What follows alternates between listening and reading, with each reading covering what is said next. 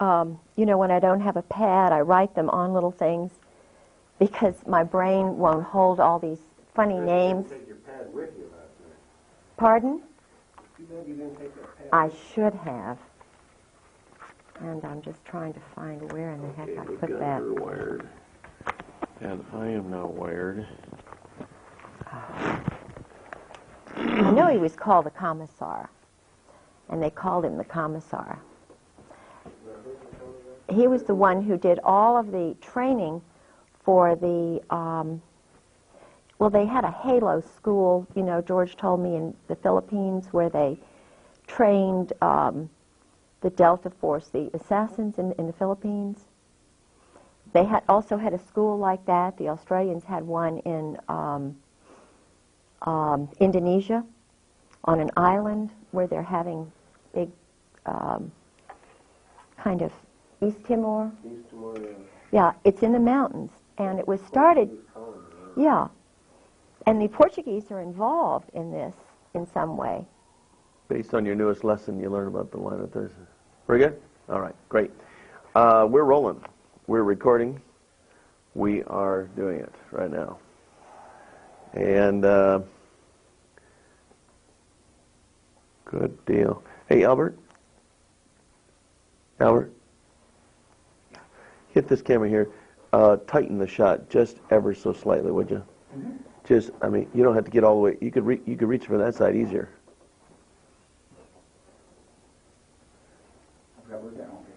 See what I'm saying right here? Just tighten it just a wee little bit. Perfect. You got it. Huh? Good. I said that's perfect. What's that? The keys? Did I take the keys? You need the keys. We'll get my car. Gotcha. Okay, then hurry back, because I can't be without my car. No, I'll be right back. A little bit lower below the pocket, but that's okay. Good shot. I think so. Yeah, oh, yeah, that's it. All right. Now, we're having a fascinating conversation talking to the wife of the former Chief of Staff, Marine Atlantic, head of the intelligence group that went to Beirut. They were already meeting over there. He was, before the Beirut bombing, the NATO intelligence wet operations guy, psychological operations guy. Okay, now when you refer to wet operations, W-E-T, does that stand for something? Yes, it means murder, assassinations groups.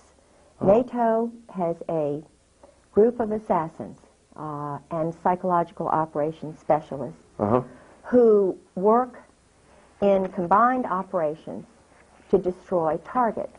Okay. My husband tried to explain to me the first 3 years of marriage how it all works. I was assistant director of the Chamber of Commerce. I was the first woman on the board of the Foreign Commerce Club in Norfolk. He thought that I was a worldly woman. I had dated a number of guys who were high level, like Jerry Unruh, who was the captain of the Saratoga, a man who was very high up in the Army intelligence in Richmond. I had been married to a governor's grandson whose family were all in intelligence. His father was Harvard economics professor. They thought... You even mentioned that years ago you dated John Engler, John who Engler, is now our he was governor. in ROTC. I'm sure it's the same John Engler if he was in the Navy. I dated a John Engler who was in the ROTC in Norfolk because, you know, Norfolk is the largest military complex in the world. We have Langley, the Air Force Base, which does intelligence work. We have Camp Perry, which is an intelligence, international intelligence spot. All of the naval bases, the Master Jet Base, Training and Doctrine Command, which is Army, Fort Story. And in fact, Fort Story was where the recent Secretary of the Army was told he had to leave. I have intelligence guys who tell me truth because they know they can't talk, and I get a lot of scoops. Toko West, who was basically honest, and like Colin Powell, most African-American men are not going to condone murder and assassinations and so forth when they find out about it. Togo West... No, you think there's something, I'm missing something here. The Afro-American man is not like... Generally. Generally.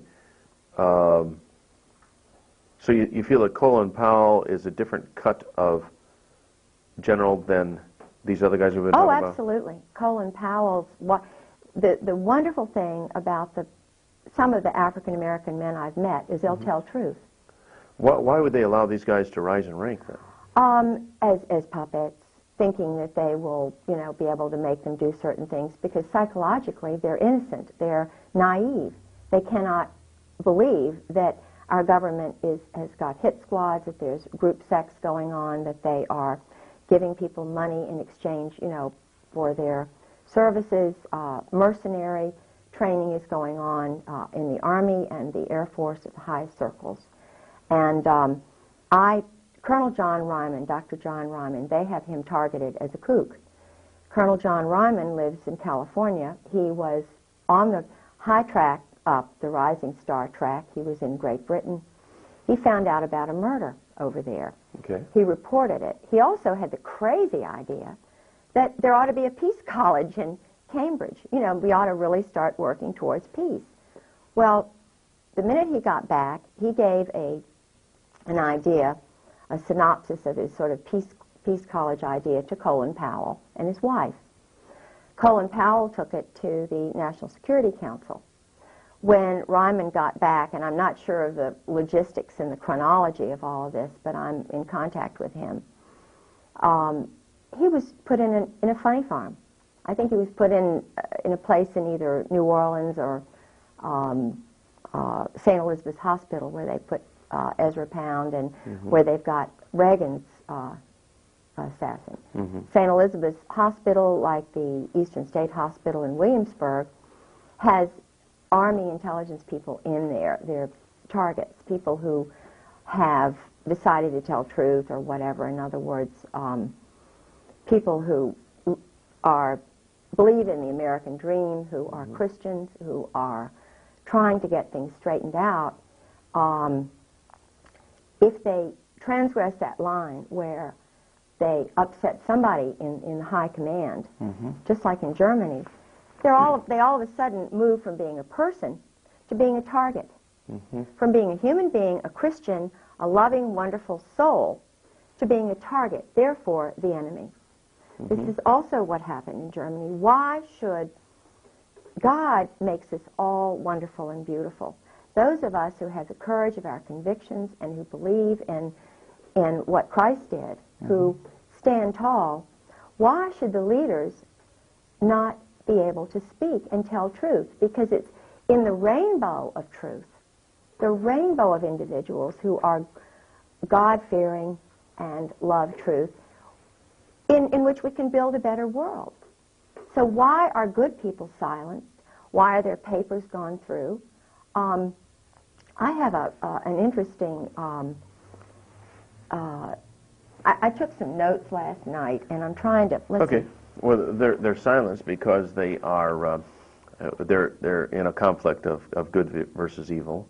Yeah. In this struggle. where am I? I need my, No problem. We can find yeah, I need my, your checkmate book is down there. oh yeah, this is what. Is it in there? Yeah.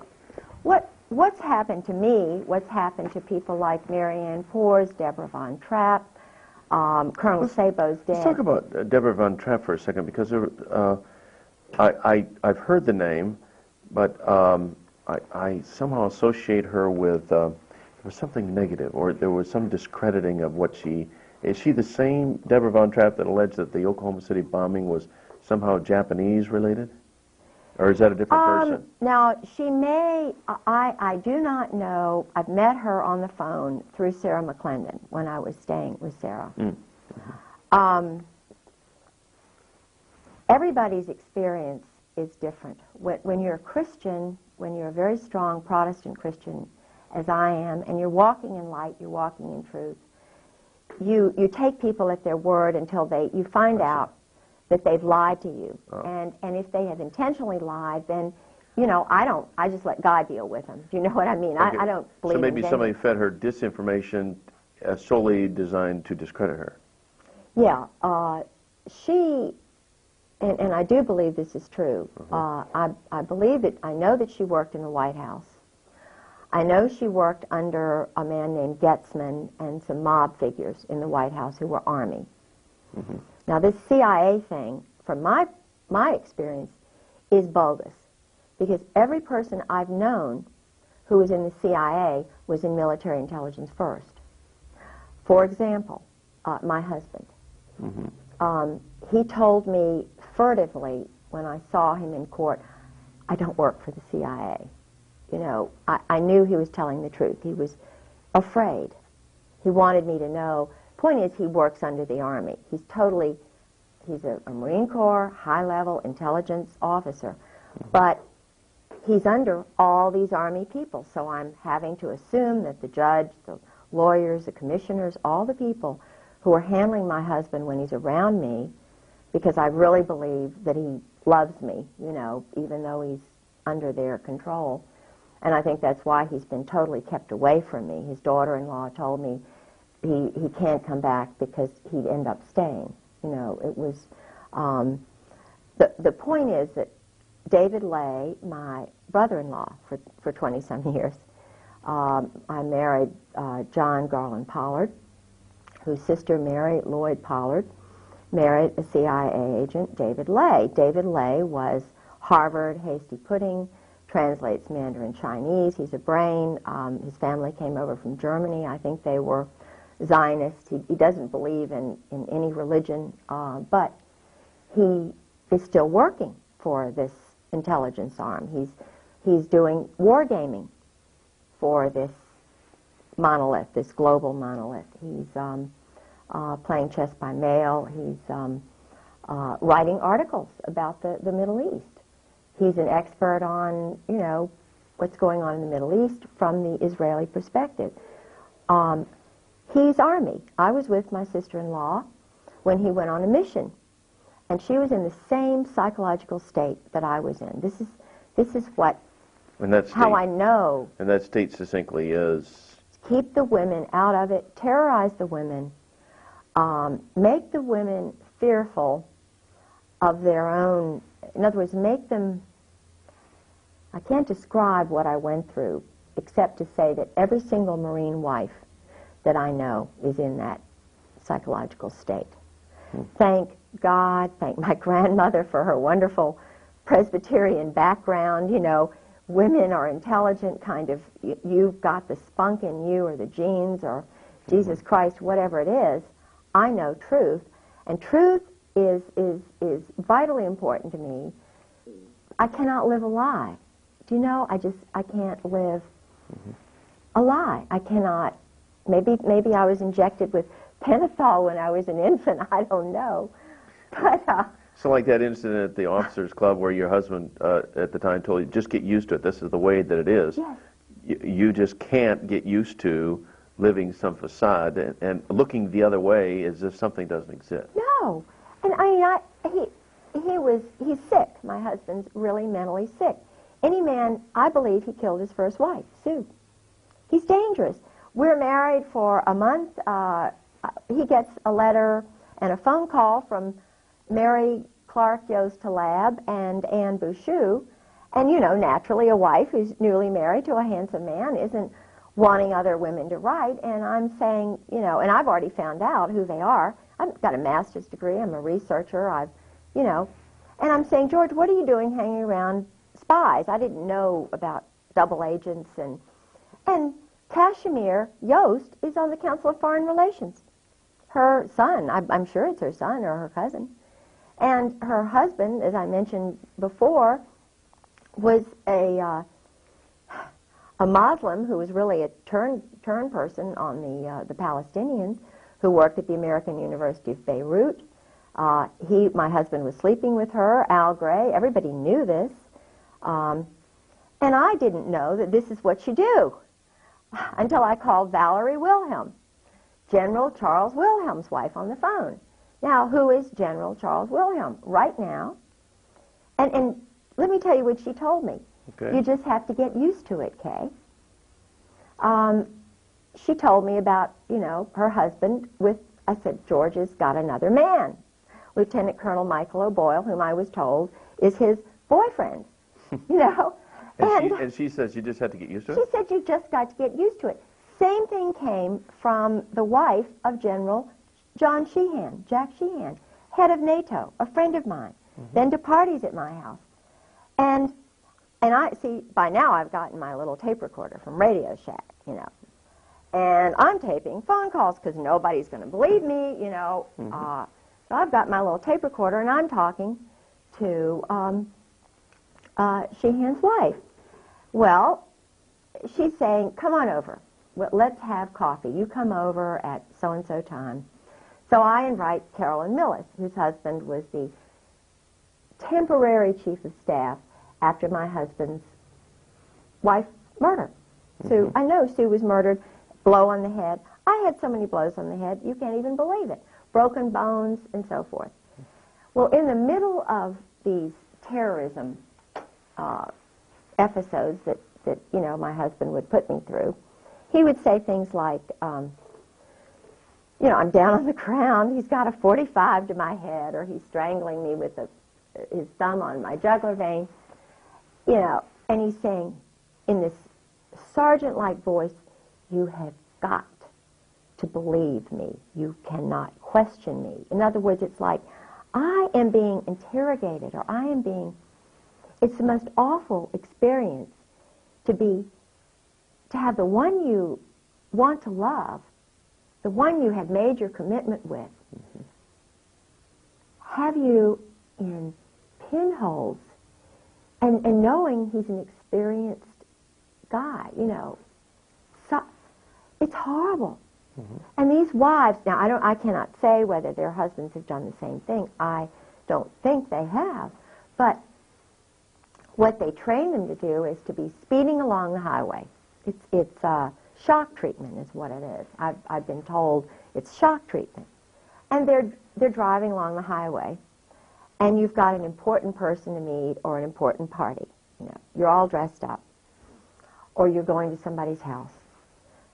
So he screeches on the brakes, provokes you in some way. You don't even want to fight. You say, I don't want to fight. You know, what is this all about?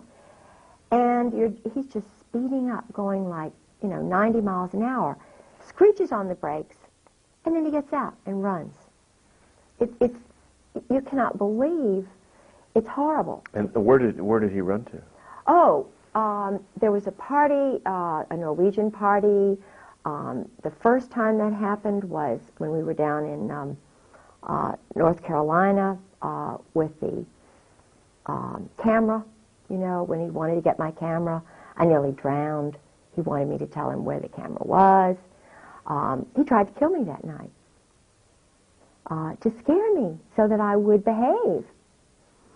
But I was raised in a family with strong men. You know, you stand tall. You don't let people intimidate you when you know you're right. Because there are more important things. God is above us all. Jesus Christ is above us all. Truth is above everything. The Ten Commandments are above everything. You know, under that is Jesus Christ, and then your mate.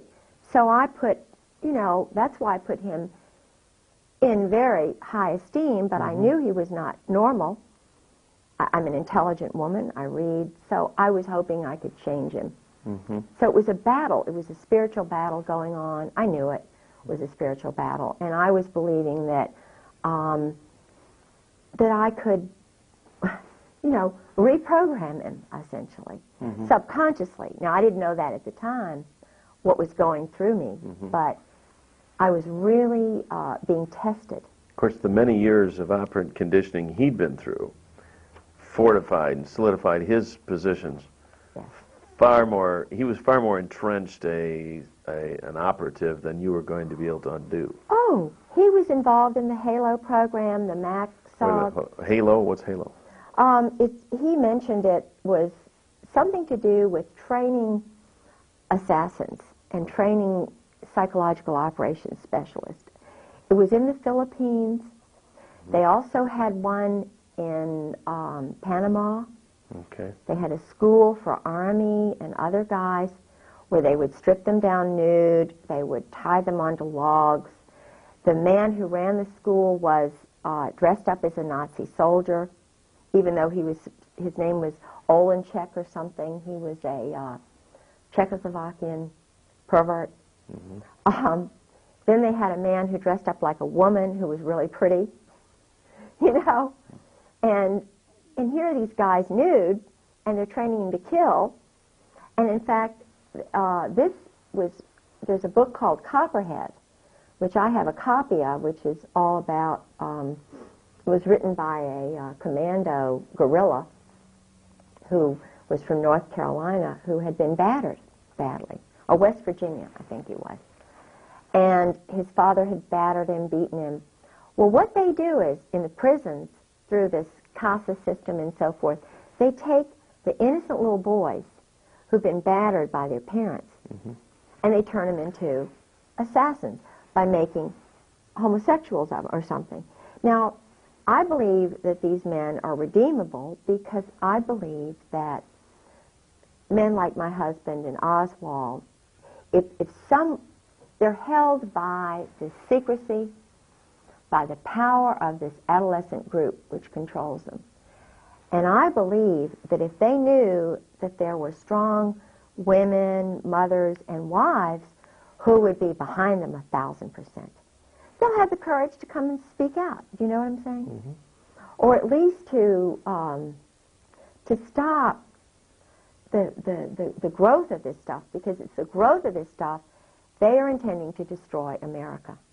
Well, there certainly seems to be a growth in homosexual activity, homosexual acceptance, homosexual promotion, homosexual acceptance in our society today.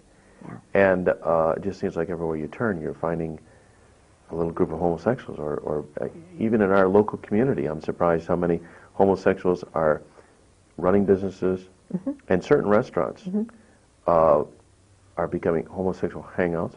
So you know, well, the owner must be a homo if he hires homos. And I hate to admit that I think this is the way things are in business and banking and in education. Oh, the local college, university. I've had people tell me that they're just loaded. You cannot get a job unless you are special, elite, irregular. Now, the frightening thing here is, number one, this is the underlying thing. This is what happened in Nazi Germany. This is exactly the same pattern that happened in Nazi Germany, the exclusion of women and mothers who love their children. Now, I'm pragmatic enough to realize and say, look, we mothers look at history and we look at the future. We're pretty daggone damn wise.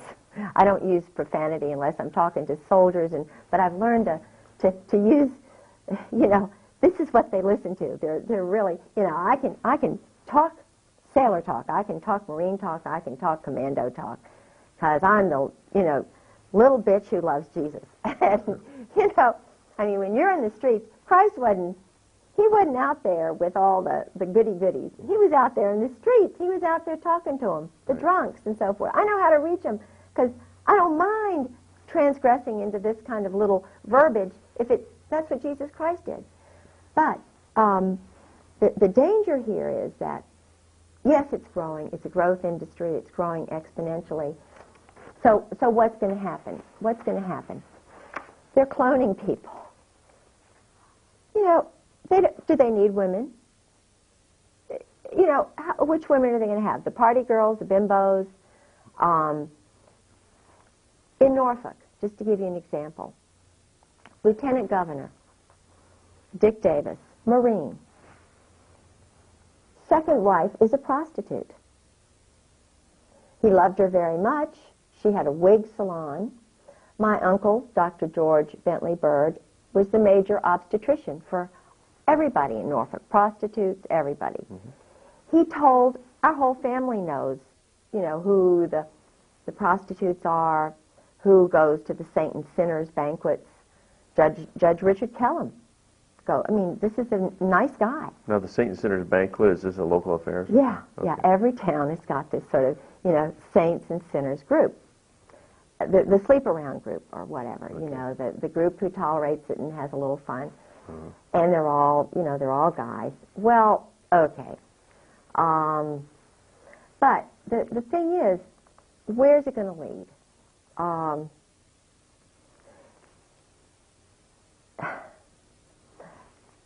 This is why women like me who know need to be involved in the process of leveling things out a little bit.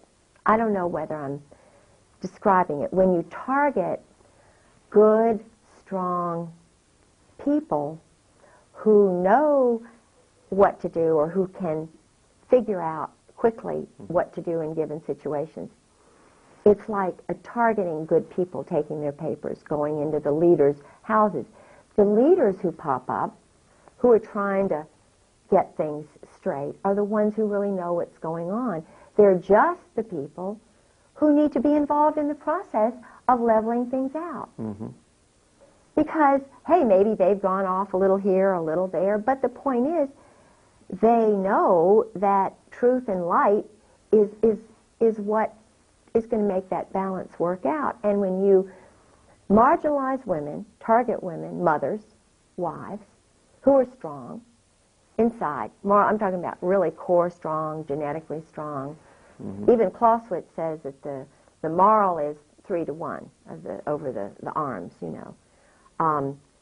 If they want to win over these little guys, they've got to have credibility. What's happening now and why they're all afraid is they have no credibility. The SEALs are the worst. They were so afraid about that one little doctor that the SEALs gang raped in Norfolk. Why? Because the whole credibility of the SEALs is shot. Okay, now I'm not sure. I'm aware of that. There was a gang rape of a doctor by the SEALs? Yes. By a group of SEALs? Oh, yeah, in Virginia Beach.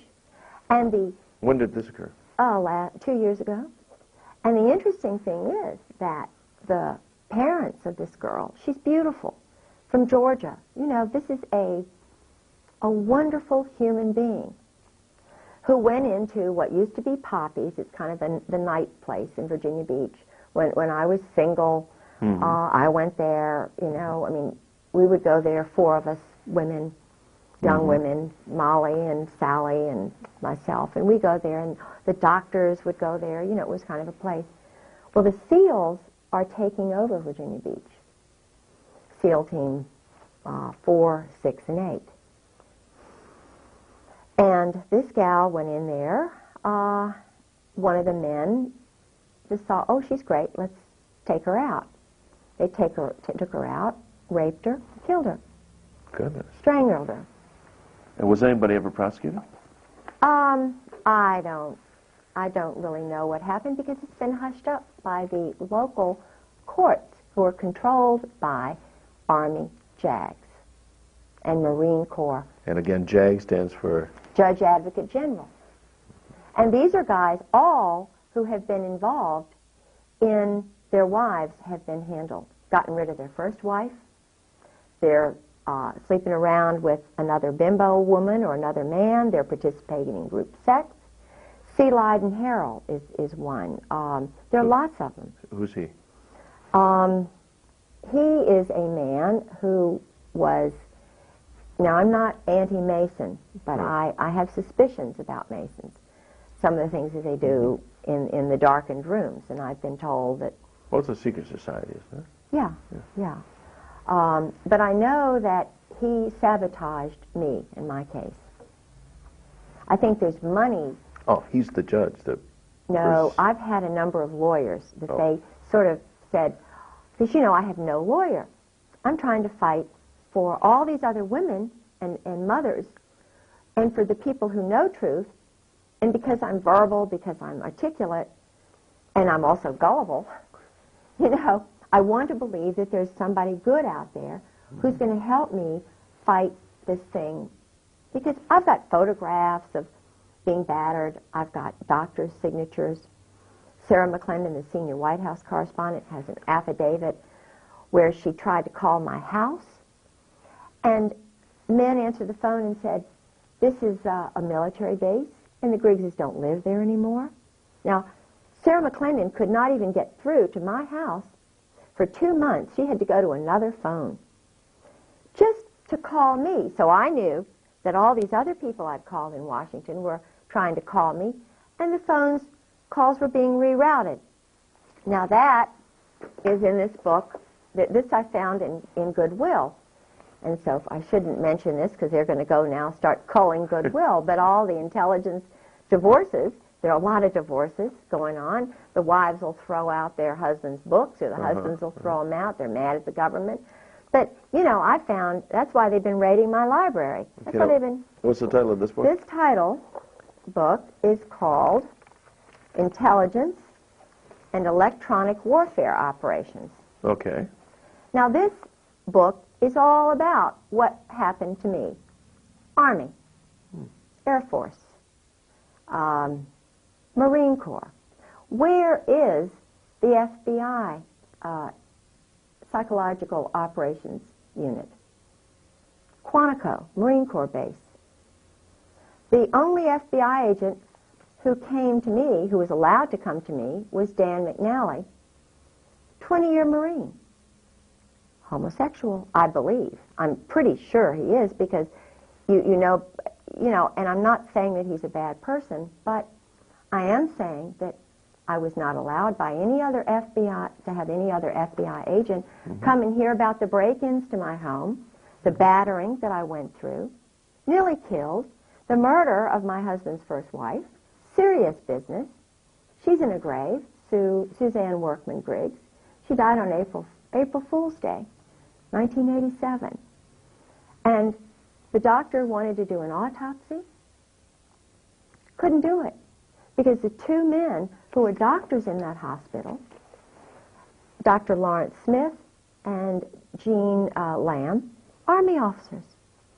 They owe their life to this business. And they take orders. Of course they take orders. The judge in my case, Judge John Moore, his first wife was put away because she was telling truth.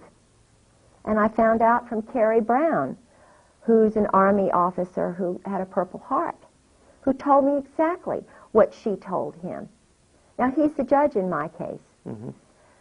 Across the street from me lives another judge, Judge Jefferson Davis Reed, Naval Intelligence.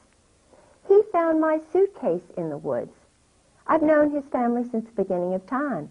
His sister, Martha Ann Reed Ellis, is married to one of these intelligence guys, Tim Ellis, and divorced. He's now with the federal, he's a judge, he's a federal judge. His mother, her family are intelligence people, not Americans. Tim's mother, they're not Americans. He's a naval officer, taking orders. What are all these judges in being under a chain of command? And why are they attacking the mothers and the women who are telling truth? And why are they breaking into honorable people's houses, ministers, and so forth, using these electronic warfare tactics? Diverting phones, downloading caller IDs, having bogus people answer the phone. In other words, instead of getting this person at that number, they get somebody else. For example, I called in an emergency, I called the state police. And I'm pretty smart, pretty discerning, and I wound up talking to a guy who worked for the ATF. And I said, oh, well, what are you doing in the state police office? He said, oh, I'm just a retired ATF guy. And I said, well, but I thought I was calling the state police office. He said, well, you're talking to me now. What can I do for you? I said, well, if you're retired, I want to talk to an active duty, a good guy from the state police, please. And I said, by the way, I don't like you ATF guys because of what you did at Waco. You all murdered innocent women and children. You ran over them, you shot them, you put tanks on them, and you killed them. You're murderers. I don't want to talk to you. He hung up on me. He didn't like what I said. Well, you know, if he's so sensitive and so defensive, how can he deal with women if he can't cope with truth? This is what, you know, 80% of the American people feel, or 90. Waco was murder, savage, brutal murder. Mm-hmm. And what they did to that man, Randy Weaver. Randy Weaver's wife. Yeah. Shooting a mother with a baby in her arms. Mm-hmm. What's going on here? Right. Yeah. And one woman hears that. One mother hears that. She doesn't like the ATF anymore. I don't know any woman who likes the SEALs anymore. I don't know any other mother who really likes the ATF anymore. I mean, what's going on here? We're mothers. Mm-hmm. This is stuff that went on in Germany, and fear tactics. So we say, heck, these guys are adolescents. You know, they're adolescents. And so who's running them? Who's in charge? We turn into Dorothy, the Wizard of Oz. What's going on here? Mm-hmm. So little old mothers like us, we all think alike, and we're all Dorothys now, just marching and saying, look, guys, what's going on here? You're all little men from Oz. Why don't you grow up? Mm-hmm.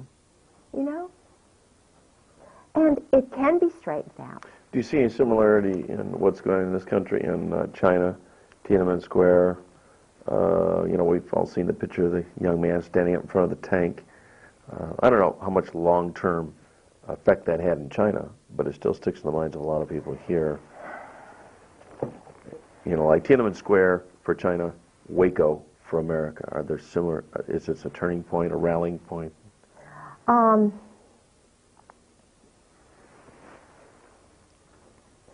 A man named Mr. Lee, who is an intelligence officer in Norfolk. Mr. Lee is the son of the major banker for the Russian government. He worked for Dr. Richard Chang, who's also an intelligence operative. I believe he's an honorable guy. He's tall, he's sort of a Princeton, Harvard-looking guy. I believe he's honest. Okay. He came to Virginia Beach, and I was putting together sister city organizations, and I was trying to get the leaders of all the different ethnic groups in Norfolk to sort of start a sister city program globally, you know. Mm-hmm. It's easy to do that, but I didn't understand how the intelligence community worked at that point. I knew things were going on, and he was bringing together all these potential sister cities in China. Our State Department had opened up cities which had independent corporate entities, and we had shows on all of this. This material's all been stolen out of my house by my husband and his friends. I started noticing, because I was led spiritually to goodness, to good people, to light and truth. I didn't understand the weapons and drug military culture that's running our government and I believe parts of the world. There is not one woman that I know of who's in this business. I believe, and I had the pleasure of meeting your wonderful wife last night, Pastor Strawcutter. This is a woman who's wonderful. This is my kind of woman. You know, and I've met a lot of women like that. Mm-hmm. We go through hurdles, and I don't mean to cry. It's all right. But we're strong. And we know truth. And they're going to have to kill me before I give in. I believe in good men like you. I believe even my husband's core is good. I think that's why he's away.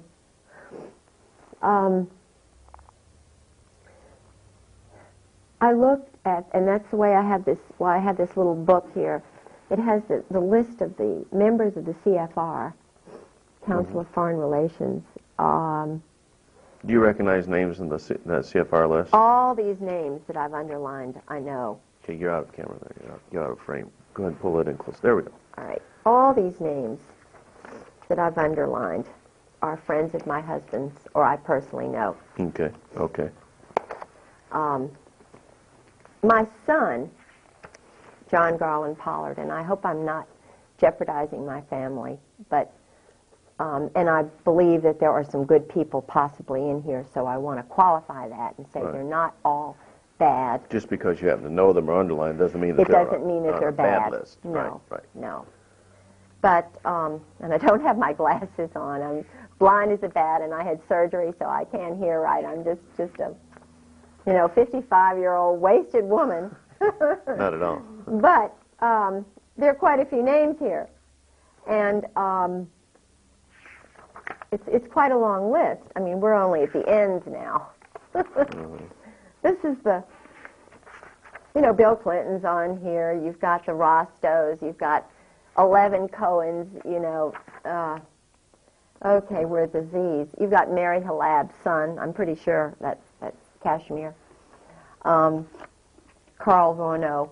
You've got a lot of.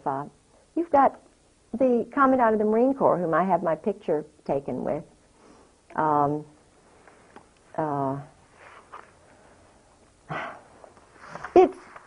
It's an interesting list of elite political, military,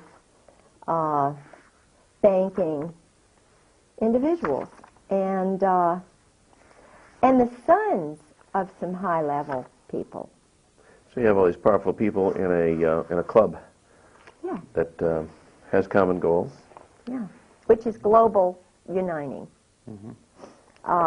global control, and I can see how one could sort of get sucked into it idealistically, thinking that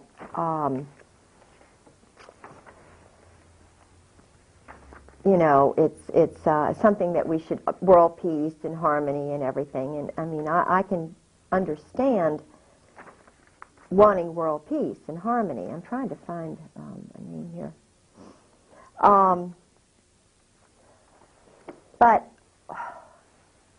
if you're a Christian, which I am, a Christian with a little c, because the early founding fathers never capitalized the word Christian. Did you know that? Did you know that all of the founding fathers were homeschooled? Did you know that? Yeah, Madison? I was aware of that. Yeah. Think about that. Did you know that all of the Virginian founding fathers were only gospel Christians? Matthew, Mark, Luke, and John. Didn't even read the end time stuff, the Old Testament. Did you know that Thomas Jefferson was a born-again Christian the last, 7 or so years of his life?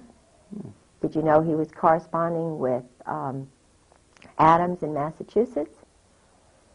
That he took the New Testament and the Gospels and was trying to find out everything that Christ did? And I believe he was murdered. And I believe it had something to do with this Admiral Levy, who took a mortgage on his house so that he could build the University of Virginia, so that he could take and get his papers, his correspondence with Adams. I believe it was, now I'm the only one you will have ever heard this theory from. My undergraduate degree is in Virginia history. Okay, so the University of Virginia was founded by Jefferson. Money that he obtained by mortgaging his home. From a Kabbalist by the name of Admiral Levy. Levy. Okay. Now, I know that... it is an interesting theory. Of course it is. Dare to think, dare to theorize, dare to use the hypothesis, to come out with the thesis. Now, Levy, you mentioned he's a Kabbalist. Yes, and a Mason. like a descendant of the Illuminati. Of course. So And a weapons dealer and a reserve military officer. even way back then. They were doing, now think about this. What they're doing today, they've been doing for Of course. many. Think about this. John Paul Jones, supposedly the founder of our Navy, was a criminal. Why would they twist it like that?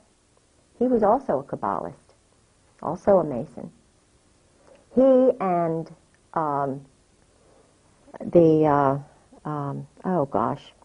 Lafayette. Lafayette was a weapons merchant. They raise up some people who are sort of questionable. Mm-hmm. Now, I know for a fact that Jefferson became a Christian. He did not necessarily believe in the divinity of Jesus Christ, so maybe you could say he's not technically a Christian, but he said, I'm a Christian. He was working towards, he was going to Baptist churches. He was contributing to the American Bible Society. Do you hear this? No, of course not.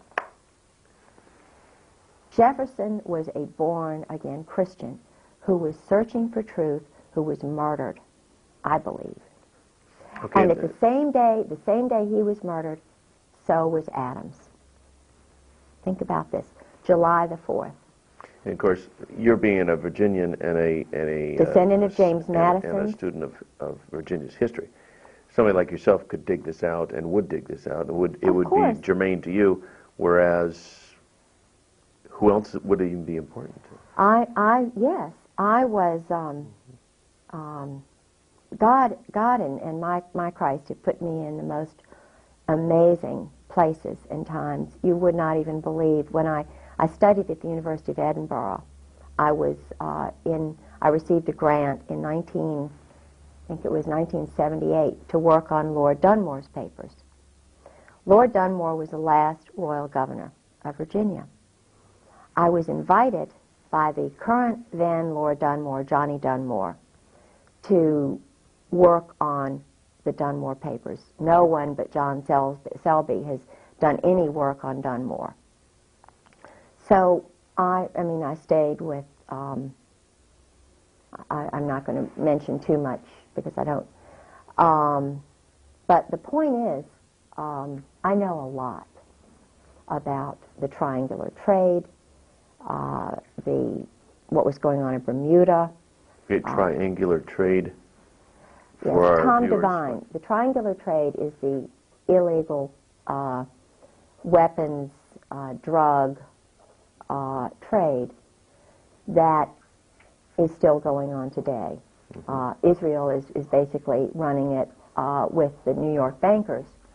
It has something to do with Kabbalism because the Pentagon, the symbol for the Pentagon, the Brotherhood, they feel so compelled to not think for themselves, to sort of depend on somebody else who's more physics-oriented, you know. In other words, these guys are so much smarter than I am. They can be doing totally immoral things that, you know, are breaking up families, breaking up, you know, wives. And in other words, they're not looking at the structure of the family. They're not looking at the structure of society. They're not looking at the culture, the community, the basic ingredient that provides life, the planet, the trees. They're not looking at anything but sex.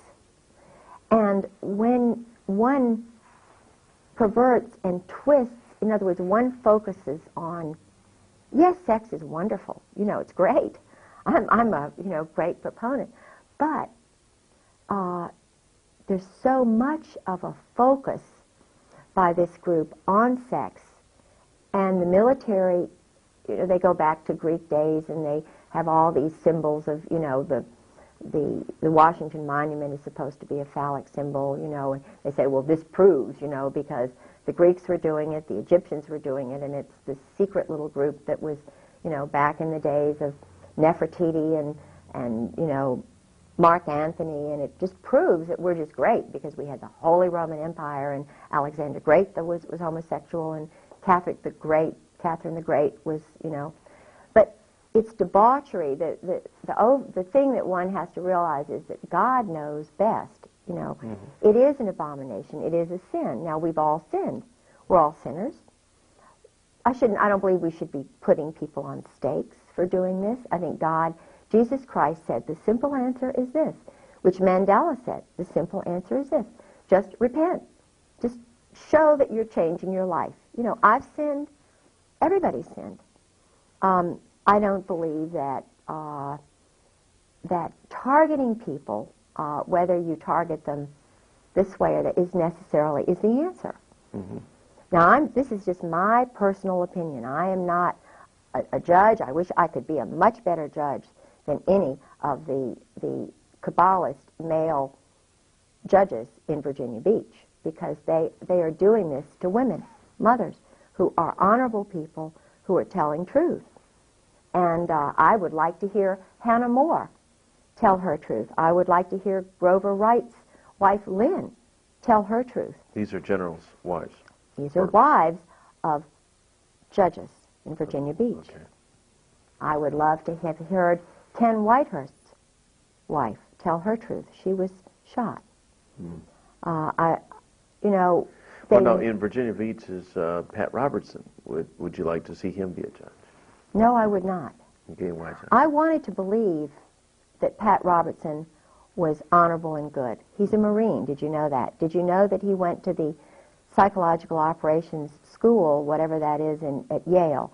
Now, I'm not saying he's bad, and I'm not going to judge Pat Robertson, but I know that he was under the influence of a Belgian man who is very powerful in this group. I know the one thing I can judge him on is that, I will say things, and I know they're going to get me for this, because Pat is very powerful.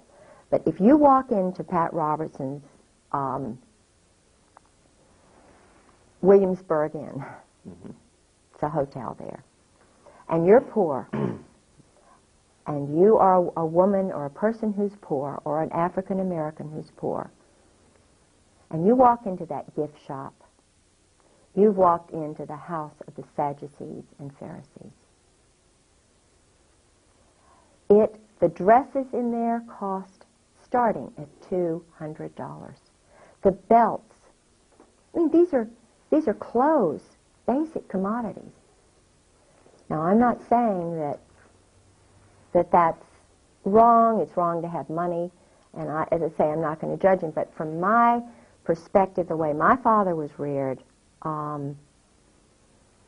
there's a lot of money going on there, and Christ. I walk in the steps of Jesus Christ. Now, I'm not saying that, because I'm not really sure about all this. Everywhere you seem to look, and you find the leadership, whether it's in banking or education or religion, there seems to be also this line of military intelligence, Ivy League background that. The Pat Robertson has the same kind of pedigree as these other people that we kind of filter through. If somebody's going to be the leader of a television big-time ministry, it would have to be someone who would be kind of a chosen one. Yeah. To be allowed to rise in that kind of power. And I think he's basically a good guy. I really, I like the fact that he's promoting Christ. I nearly got arrested there. At the 700 Club? No. I went in to use the law library because I'm fighting the Kabbalist group in Virginia Beach, because I was nearly battered to death. I was nearly killed. I am a totally abused, psychologically, physically broken bones wife.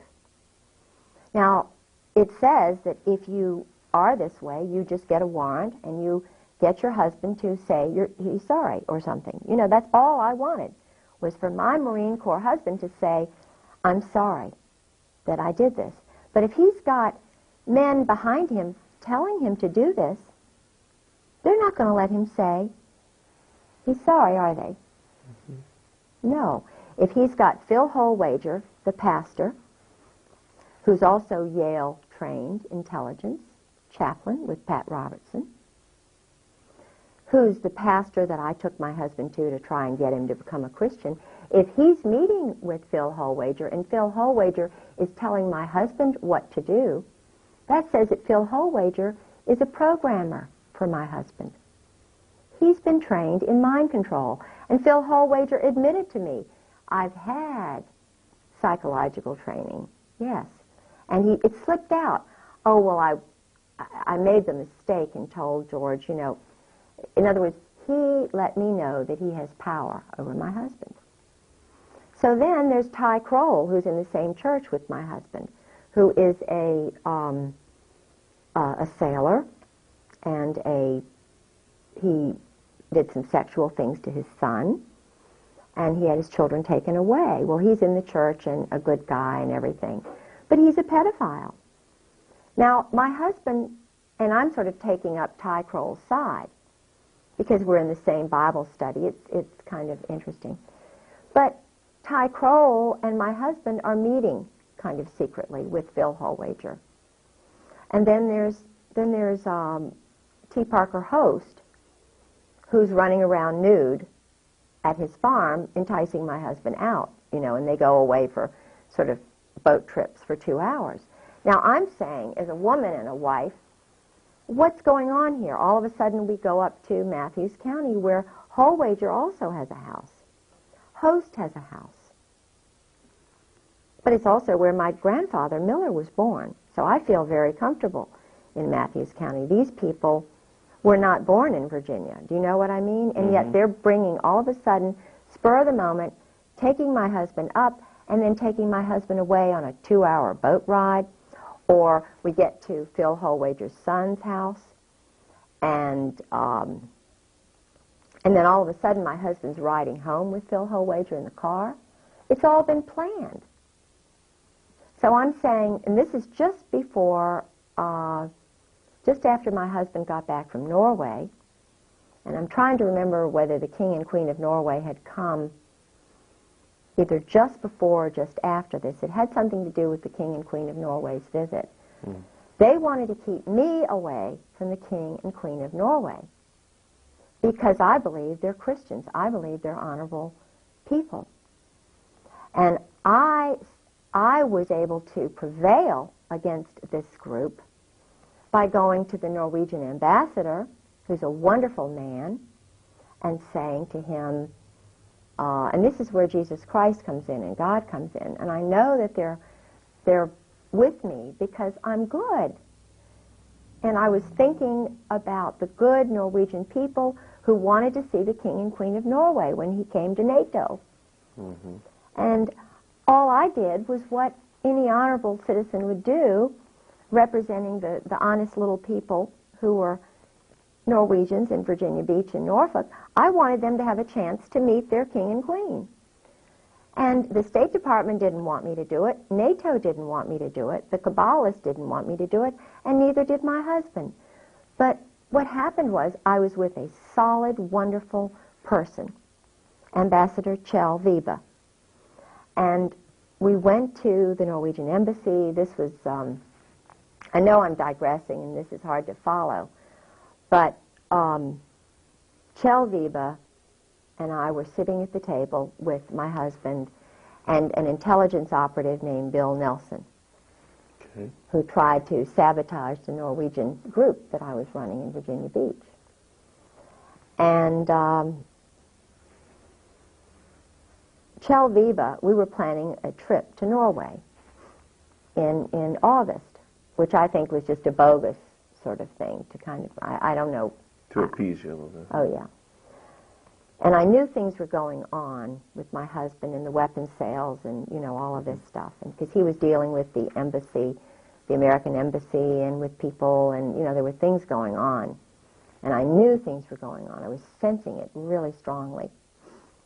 So we were in Washington, sitting around the big table in the Norwegian embassy with the ambassador sitting to my right, Bill and Kate Nelson to my left, my husband across the way, and Suzanne Baptist, who is the daughter of the man who started the Sister City Association.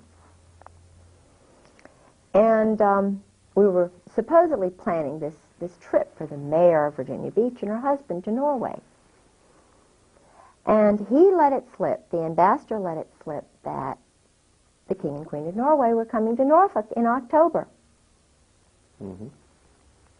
And the ironic thing is, it was the very day the Nobel Peace Prize was being awarded in Norway. I didn't know it at the time, but I thought, this is really strange later on. Here's the King and Queen of Norway are at NATO headquarters the very day that they're giving out the Nobel Peace Prize in Oslo, which is where the King and Queen of Norway are. Mm-hmm. And I mentioned this to Mayor Obendorf, whose husband is involved in this weapons sale stuff, because her husband, Roger Obendorf, and my husband went to this deserted airfield. Roger Obendorf is involved with Andrew Fine, who's Army intelligence, who tried to take over the Norwegian organization from me when I knew that the Andrew Fine does all this group swinging sex with his wife and with NATO couples. And, you know, and I'm going, something's going on here. Roger Obendorf and my husband went to this airfield. I wasn't allowed. Mm-hmm. So I knew, because my husband was meeting with other people, like, in other words, this is big. Yeah. Now, when you mention NATO group swinging sex, are you talking about some of the most powerful people in this world, the leadership of this military? Absolutely. And their wives being privy? I mean. Yes. Yes, I'm talking major. I mean, this does not give security to the people of not only this nation, but the people of the world. No. To think that people who have the power to kill others, wage wars, send your sons and daughters into battles, these people are complete, whacked out degenerates. Absolutely. Let me give you an example. Because I was involved, I love people from other cultures. I went to an Episcopal religious girls' school, mm-hmm. and all of my they had girls from all over the world there. They had my chemistry teacher was from Turkey. Her name was Mrs. Kunt. I had a Daddy Didion, was an Armenian. Turned out he was later a spy, or they told him he was a spy, but he was from Armenia. I had a French teacher who was in the French Resistance. St. Margaret's School is a school for double agents, or at least, but it's a great school for girls, because you're with all these people from other cultures. You know, we had the president of the school's father was with the Ramco. I didn't know about all this stuff and how they kind of do it. Woodbury Forest is another school like that. I sent my son there. He went 4 years to Woodbury Forest, which is where President Bush's son went, Oliver North's son went. It's in Orange, Virginia. I didn't know how it all worked. And I mean, if it works for peace and Christianity and love of Muslims, love of people, give them the right to their own cultures, the way the British did, you know, because I believe basically wherever the British went, I know there's a big hate Britain movement going on, but wherever the Brits tended to go, whether it was India or Africa, they allowed the cultures. They still wore saris, and they still were, you know, the ragheads were ragheads to protect their heads from the sun. Now they're called ragheads, and they're targeted as enemies by our little boys. Our little boys are taught to hate ragheads and to kill raghead women. Well, I don't think that's very Christian. So I'm looking at the top guys, and they're not Christians. So it begs the question, well, what are they? Well, that question was in my mind after I was married 3 years, and I started delving. My own little Miss Marple, my own little, you know. And I've arrived at the definite conclusion that they're not only not Christians, but when you have group sex and homosexual sex and orgies and things of this nature by the top people who are running my city, at least, certainly Virginia Beach. I started looking at other military towns and started asking questions. San Diego, the same thing. San Francisco, the same thing. Key West, everybody knows about Key West. Boston, that's the major homosexual capital of the world.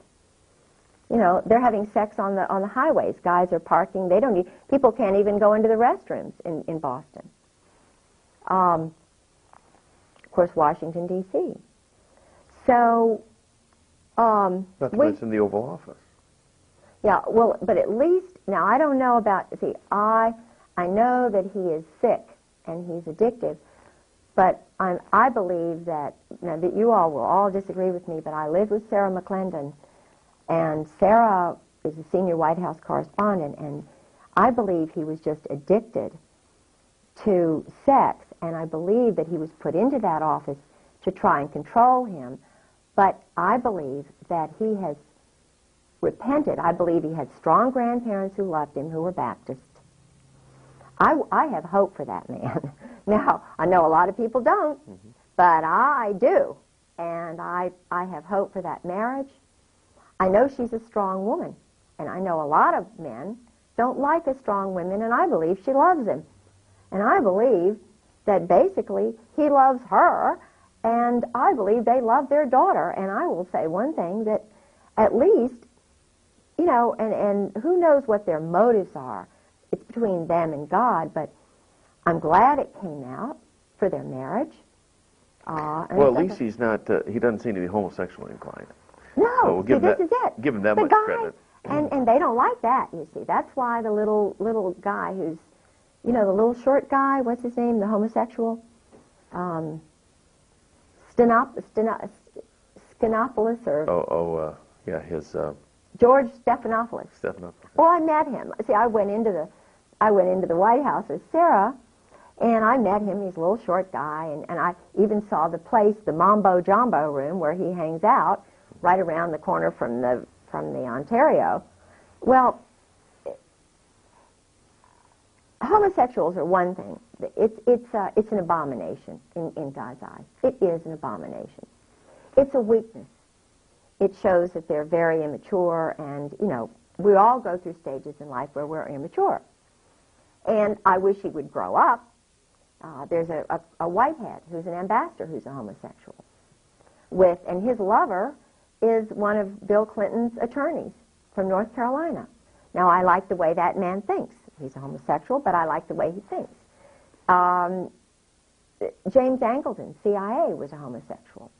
The head of the FBI was a homosexual. Paisley was a homosexual. They murdered him.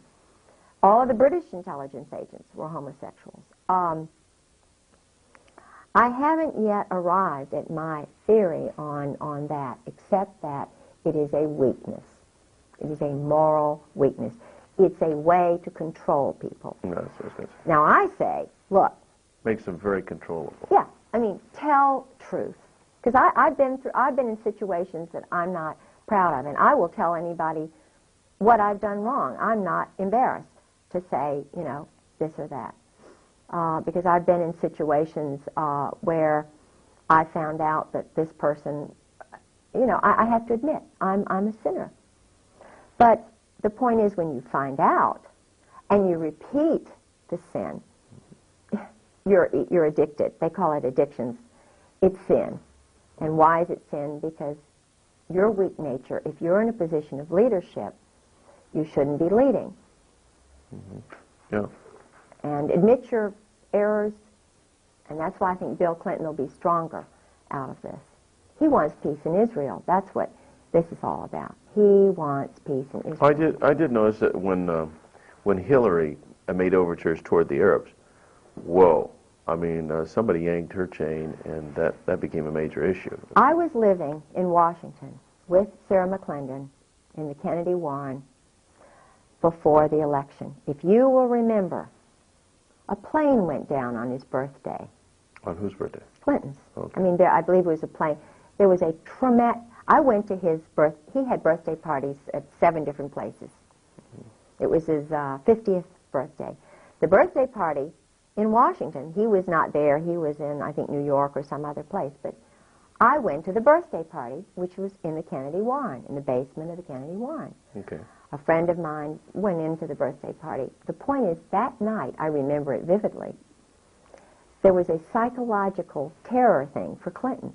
It was either his plane that went down, something happened that night that was meant to say, don't enjoy this birthday, buddy. Remember, we told you don't run. George Shultz came all the way from wherever he was. Sarah told me this. George Shultz came all the way from, I think it was California, to meet with Clinton before the election to say, don't you dare run. You're going to get it if you run. I know it. And that's from Caspar Weinberger is the guy who's the evil one. Caspar Weinberger pulls a lot of strings. He's the one because Caspar Weinberger is involved with a lot of the weapons and drug dealers, the hit squads that are run, the motorcycle gangs that Tedson Myers runs, who was William Colby's law partner, who just happened to meet me when I was with Sarah at the Smithsonian party, Marine, 4th Marine, who they have this hit squad, motorcycle gang in Europe and everywhere. They call it a motorcycle society. But who runs it? Retired military guys. And just after they meet up at Caspar Weinberger's place up in Maine, Consuela Rice and Tedson Myers and one of the lawyers that Marianne Poore knows, the Motorcycle Society. Well, ask yourself, what do? What happens right after the Motorcycle Society meets? Now, they'll probably get this and find out, well, we've got to change the time when our Lady Diana is murdered. They have, because I read all the newspapers. I go into Barnes and Nobles, and of course they're going to cut out all the news and stuff. But they had a minor war in the Netherlands or wherever. They had another attack by motorcyclists on Cyprus. In other words, they're stirring up trouble, murdering people so that they'll sell the weapons and So the you drugs. really think Diana was murdered rather than just Oh, absolutely. a reckless There's car no accident? question she was murdered. I knew and sort of went out with a guy named Richard Ord. Okay. I later found out he was married. It was when I was single. He was This is Prince Charles's this is bodyguard. before you married your husband? He was Prince Charles's bodyguard. It's like I also went out with a guy who was divorced, a Marine who was MacArthur's wife's bodyguard, Okay. who turns out to be an assassin, a Marine assassin, who's living in Virginia Beach, I think, now. But I didn't see the connection with Marines and information. Do you know what I'm saying? It's kind of I didn't know how organized it all was. Okay, well, you gained that knowledge after you married your husband. Yeah. And then during his drunken stupors, he just blabbed and Yeah, told everything yeah. he knew. Yeah. Actually, his alcoholism opened up the door for you to find out all this stuff. Absolutely. If he hadn't been an alcoholic, That's course, why I praise most of them God in a are. way. I don't praise God that his mind is destroyed and that he's a brutal, he hates women kind of, but I think, yeah, I praise God for everything I've gone through because every I know by his stripes we are healed because I walk in his shoes. I have to as a follower of Jesus Christ. Mm-hmm. When you're punished, when you go through hell on earth, he is giving you strength. It's not a funny sort of way. It's a very special way. Mm-hmm. I know I'm going to die. I don't know how I'm going to die, well, we're going to pray that you stay alive. but I love him. And he's just given me all the strength. I'm a weak human being, but he is the truth and the light. And when you walk in the light, you walk with him. And it's not bad, it's great. It's marvelous. Tell you what, why don't we take our first break here? Yeah. And so you might need to use the restroom. And, Yeah. Your angels Well, Your angel's on. Go- I go just, for I, that. my Okay. hands are wet because I got water. Okay. I All right. put some water down my face. Okay. All right. Bye-bye. Bye. Okay, clip on your Oh, your thanks. get that clipped on there. Is that? Here we go. Good. All right. Oh, I'm gonna tighten it. Just Oh, I know a lot about John Warner and Loretta Tate and stuff that is really kind of spooky because nobody's ever told this out loud. You know, he married Elizabeth Taylor, Warner. Yeah. and he was Go ahead and sit back so we can get you right into the okay, frame here. Yeah, right. And He was. There were murders around him. He was having an affair with Loretta Tate, which everybody sort of knows, who was married to a dentist, Randy Tate, Okay. who is his secretary or his main person. hang on a second. I'm gonna have to make it. Randy mysteriously died. Hold a second. I gotta make it adjustment. Randy died mysteriously. What happens is when the guys find out about the mob and that their wives are involved with it, the husbands take off. They go to the Eastern Shore or the closest they can to get away from Virginia Beach. But they die. There's a homosexual clique on Virginia Beach that I know about very well, which has to do with the Coast Guard, and it's a long story. But the point is, I don't know whether they're the ones who murdered Randy, but I suspect that Randy Tate was murdered. George Heilig is another one I suspect who was murdered, who was a delegate, very powerful guy, honest. He died, very young. And Dick Obenshain, who was an honest candidate for governor. And Dick Obenshain,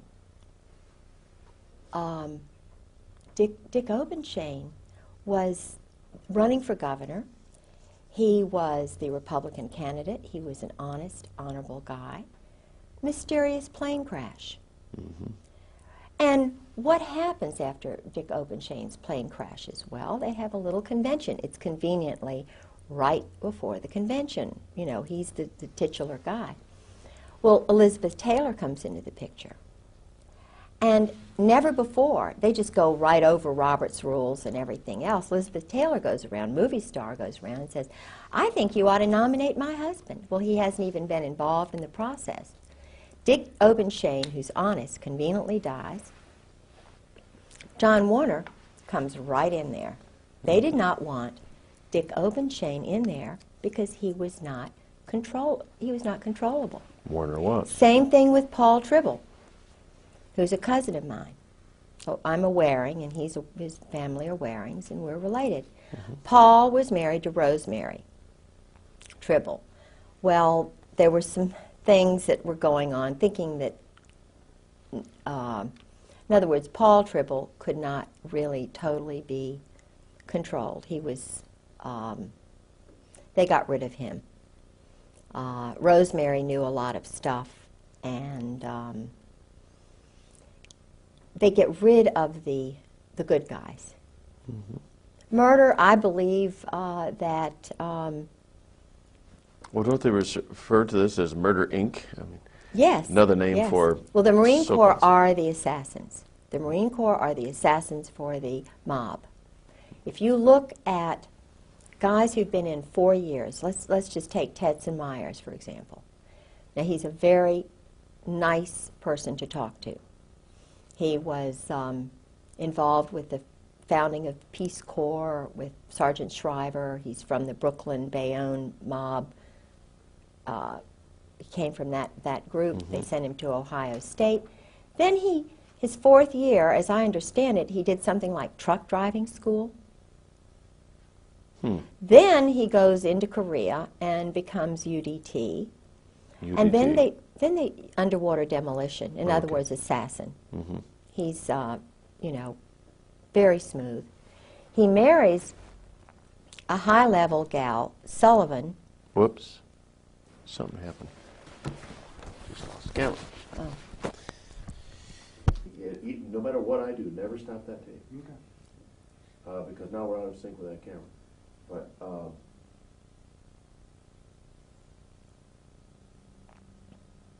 that means is that we just have to sync it again. So, I mean, it's not a big problem. But evidently, when I turned that camera on, I didn't hit. See, at a glance, That's good. you ever glance up there to see that red light's not on? We'll have a picture here and we'll have a picture there, but it will kick out on us eventually. So All right, we're back on. Okay, Okay. 5, All 4, 3, 2, 1.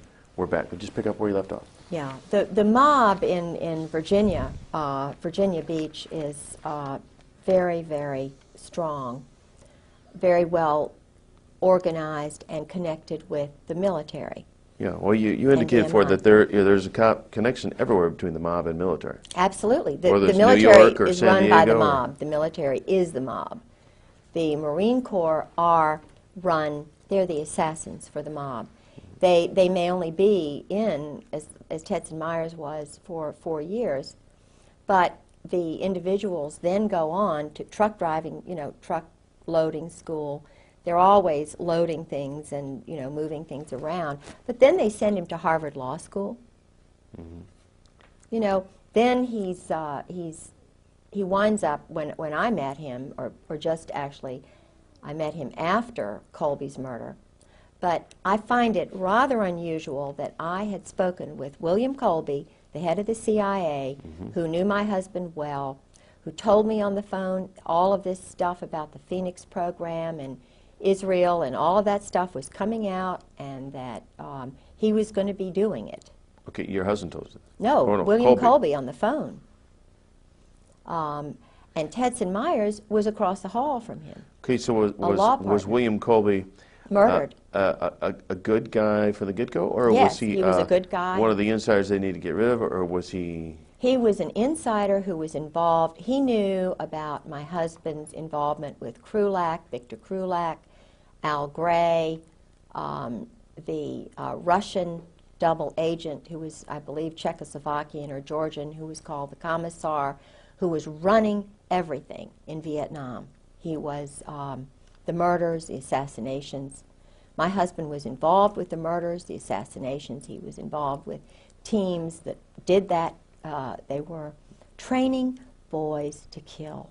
Okay, and using again, mind control, using... the whole reason for Vietnam or any of these conflicts is simply to use up a lot of arms and make money. yes. Basically, that's all there is to And it. to train more killers. To use more weapons. Absolutely. To make more money. Yeah. It's a sick, sad little adolescent boy cycle. These are not grown up. These are little men from Oz. That's what I call them. Al Gray is a sick little man. Al Gray is a That was the general. former commandant of the Okay. Marine Corps. Carl Mundy is a sick, pathetic, lying little man. And he is? The former commandant of the Marine Corps. Then you have Krulak, who is a son of an agent, of a double agent, Victor Krulak. Not American. These are men who the Constitution is just beneath them.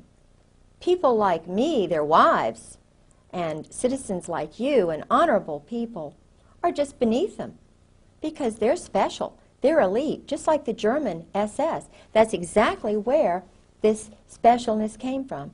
Germany, from Nazi. In other words, they took with them the most perverted aspect of Nazi Germany, brought it over to the United States because over 200,000 of these guys came over. And of that, there were some who were existentialist, humanist, anti-Christians. They hate Christians. You know, what happened to the Nazi, the cross of the Weimar Republic was turned this way. Hitler was homosexually recruited in a brothel. He was working in a little brothel. A Kabbalist, Zionist doctor came in and said, "Oh, you look special and great." And in other words, he was one of the many like Oswald who could be used. And they see how they grow rather than see how they go. They see how they grow, manipulate them. This is why they have so many, the Army has so many psychological operations specialists. And the one way to keep them is secrecy. And anybody who believes that Jesus Christ, I mean, everywhere you read in the Bible, he talks about openness. Truth is light. You walk tall. You don't hide behind trees and be the snake, you know, in Adam and Eve and be deceptive. Truth frees you. Truth is a liberator. It's your ally. And the power of their operant conditioning is all in secrets. Yes. That's the one way to tell if they're evil, if they're weak, if they're cowards or bullies. The one way to tell the cowards and the bullies who are now at the very top of the Army, the Marine Corps, the Navy, Gaiman, Hartzog, Abram, Krulak, especially Charlie Wilhelm, who's doing awful things with, you know, men and women. What would Charlie Wilhelm, again, he is? Charles Wilhelm, I met in Norway. He is my husband's one of his closest friends besides Michael O'Boyle. Okay, They're and these called are all Cherry Marines. Marines. Yes. Generals? Now he's a general because they rise to the top. If they're one of Gray's boys, and I talked before I went public, I went to colonels and wives. And boy, I mean, I had conversations, and I'm not going to mention their names, but I had wives tell me when I first found out, and a wife said, it was the most cryptic conversation I've ever had in my life. I said to my blank friend, have you ever had another wife? She said, hundreds of times. Her husband was a very important person. Very important. So he's working now for Al Gray. Al Gray he pulls the strings. It's all New Jersey mob. Where do you think Al Gray was born? Right outside of Atlantic City. My husband was born in Atlantic City. Sheehan's father was in the mob. You remember that big concert that they had back in the 60s where everybody was smoking pot and they were doing experiments on young people? They had all the public... Yeah, I forget the name of it. Guess who did all the flying in of all the bands and the drug dealers and everything? Who arranged it all? General Sheehan's father. Oh, now, this Woodstock? is the head. You're talking about Woodstock. Woodstock, New York. That's where he's from. Now, isn't that unusual that the head of NATO would be... And his brother is doing all kinds of weapons deals and selling things to the military. And I went to his wife's home. They lived in the Virginia house after my husband disappeared. Well, was Woodstock a kind of Of course, a testing ground for drugs. Okay. Of course, it was just an experiment, like the Jim Jones thing down there in Guyana? Yeah, that he was working. I think even little David Koresh was used because he had a Mossad. He had an Israeli agent. They always get away, don't they? The Israelis always are in there, but they get away, don't they? Mandela. I don't mean Mandela. The guy in Panama. Noriega. Noriega he was an Israeli double agent. Anybody who is Jewish is automatically a member of the army, the Israeli army. Right. They have a joint relationship. How can they be loyal to America if they will shoot ships like the Liberty and it's covered up? I dated Lawrence Geis's son when I was a teenager. About the time I went out with the governor here and John Engler. I'm sure if he was in the ROTC class, I dated him, and I got letters from him. Seemed like a really nice guy. But my love at that time was Tom Williamson. And Tom Williamson was a Yalie. His real father was killed in World War II.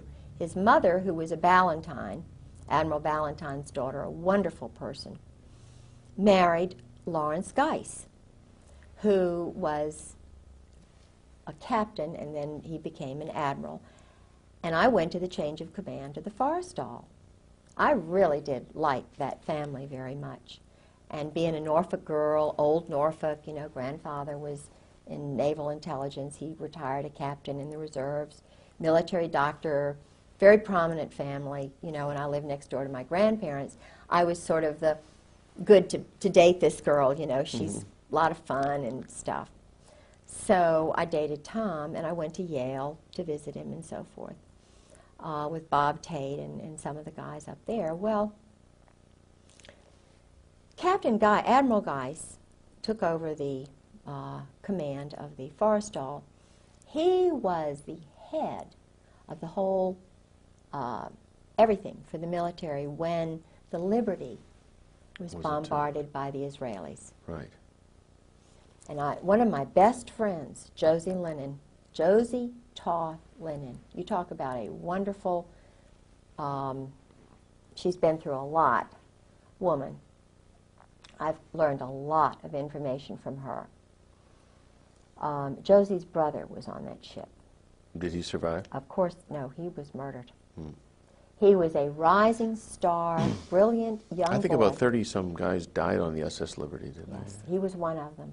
It's now being run by a group that's holding it down. You know, they don't want it. Why don't you? Those Israelis, and yet every Jewish person who's in the military is a member of that army, whatever it is. Now, something is very strange here when you have the whole State Department, not one Christian, not one Protestant in the Near East section, not one Muslim. Why not? They have Jews there. We have Muslims in the Navy. Why are there no Muslims in the Near East section of the State Department? Why are there no born-again Christians or real honest people who are not under some chain of command? Why don't we have anybody who can decide right and wrong, who has to be interpreted, you know? Something is strange when you have a State Department that is run by Israel. There's something really strange. It's no wonder there's no peace. Do they want peace? No. They want to control all those little countries around there. And there was an interesting luncheon, it was a dinner, that I had over at Carolyn Millis's house with the Marine wives and some of the, well, I don't know what they really are, but I thought they were wonderful until this night. And I was really caught into this. I was getting into this cult. You know, shh, don't talk. Don't talk about the go-go dancers because your husband's career, you know, even though, shh, don't tell this, don't tell that, quiet, you'll get, you know. We were sitting around the table, and we always would do prayers before dinner. And there was a woman there, and she was from Pat Robertson's place. She was married to a Jewish guy. And I'm not saying that he was bad. I think I met him once. They were at Carolyn's Christmas party. But it was right after, was it Begin who was killed, or who was shot? The prime minister, or the president of Israel. You know, my mind's blank. I know, it's either Begin or no, whatever. Anyway, it was right after that. And it's the furthest thing from my mind. You know, I was thinking, oh, great dinner, you know, this is great.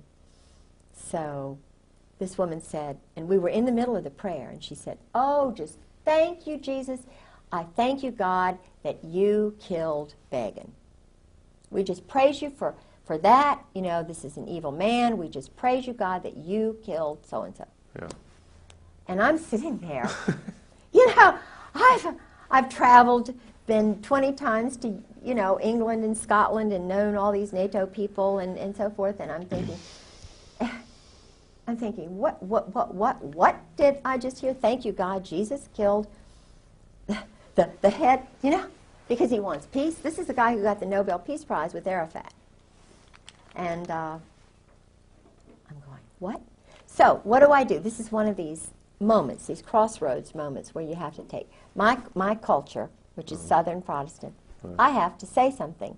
I'm over 50 now. I'm not shy anymore. You know, I've got 6 grandchildren, so forth. I said, just in my nice little way, I said, what? what did you just say? And then Carolyn Millis says, well, we just, he's really, I said, wait a minute. Didn't he just sign the peace? It was like they knew something I didn't know. Right. And I was trying to say, what? Wait a minute. And I looked around at everybody, and it was like, I'm an outsider. I said, Hang on a second. I'm going to adjust this mic. all right, too loud. Nope. Nope, but just every now and then, this sleeve makes contact with it. Oh. And when it does that, it'll go. Okay. So I said, wait a minute. I said, wait a minute. I had to get him to, like that go-go dancing thing. Yeah. I had to interpret Jesus for them. Because these are supposedly followers of Jesus Christ. Mm-hmm. I said, do you all, I want to get this straight, do you all mean to tell me that you all are for the murder of a man who wants peace in the Middle East? Just, And Carolyn Millis, always the one, well, of course, so-and-so and so, So. And I said, well, wait a minute, I think you're wrong. Because Jesus Christ would have been behind peace in the Middle East, and so forth. Well, I was just, you can't trust her anymore. Mm-hmm. I wasn't going along with the program of whatever Israel wants to do, if they want to kill Palestinians, if they want to sabotage, because George told me that that's what they do. They do a lot of sabotage. They train, they take men who are Jordanians, Iranians, Iraqis, sons of leaders, and they bring them over here, wine them and dine them, Mm-hmm. and then rev them all up to hate their parents, and they give them weapons. What they do is they feed their ego. This is intentionally done, according to my husband, by the Marine Corps. I mean, they train them, they take them. Well, this is an interesting point. Things that your husband has told you specifically about the training techniques, this is, right from his mouth, this is what is done. Mm-hmm. Oh, absolutely. Absolutely. Intentionally, because the objective is to get the goal, whatever it is they want, Machiavellian or, Clausewitz.